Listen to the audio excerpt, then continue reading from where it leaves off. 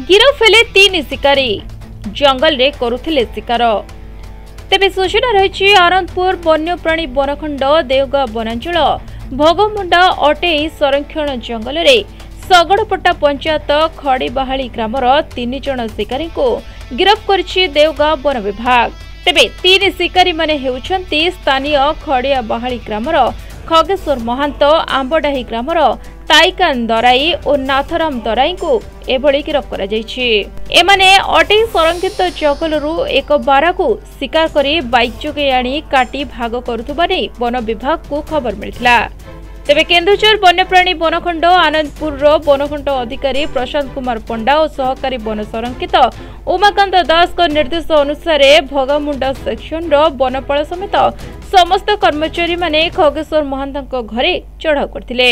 तेबे खगेश्वर महांत घटनास्थल फेरार हो जाते बेले अन्य 2 जन धरा पड़थिले।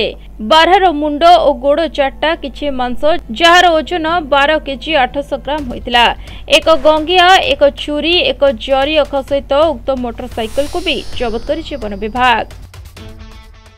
क्लियर इंस्ट्रक्शन दिया हैतला से माने जंगल रे ही बुलिबे एवं एटा हमरो हेड ऑफ ऑफिस रू भी इंस्ट्रक्शन आस्तिला। टार्गेट फिक्स हेछि के केते किलोमीटर चलियो, किंतु हमर क्लियर कट डायरेक्शन थिला जंगल भितरे बुली हमरो जते प्रकार एनिमल को प्रोटेक्शन दबा।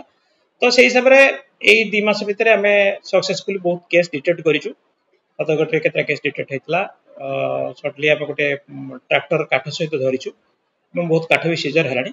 आ गत काली देवगाँ रेंज तरफ से माने हमर अटे रिजर्व फॉरेस्ट भितरु 2 जन शिकारी जो माने गोटे बारहा शिकार करके आनी ताकू तार मांस काटुले से समय एमान ताकू धरिचंती जोतरे से गोटे पारार मुंड किछि मांस तार अन्य बॉडी पार्ट्स सब रिकवरी करके 2 जन को अरेस्ट कले एवं ता भितर आउ जने एक्यूज भी इन्वॉल्व थिला जे से स्पॉट छाड़ी पळैथला ताकू तनो काली रात्रि रे से माने ताकू ब्राह्मणीपाल थिबार खबर पे ताकू फॉलो कराला एवं ताकू मध्ये धराइछि।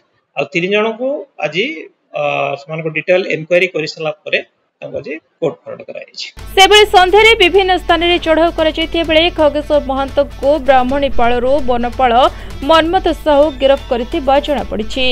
एही चढ़ाऊ रे भोगमुंडा वनपाल धरेन्द्र कुमार पात्र, सगड़पट्टा वनरक्षी मधुसूदन साहू और स्क्वाड मेंबर्स शामिल होइथिले। देवगाँ घसीपुरରୁ निर्मल चंद्र राउलଙ୍କ रिपोर्ट प्रतिदिन टीवी।